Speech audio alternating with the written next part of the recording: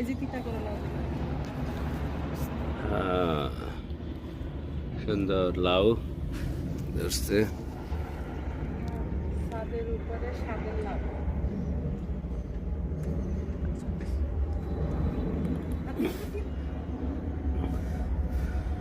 লাউটা ভালো অবস্থা হচ্ছে।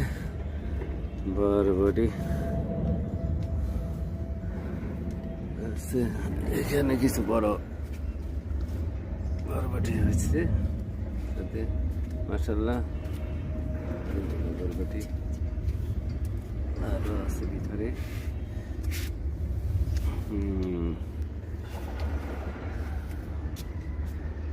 এখানে এটা কি নষ্ট হয়ে গেছে?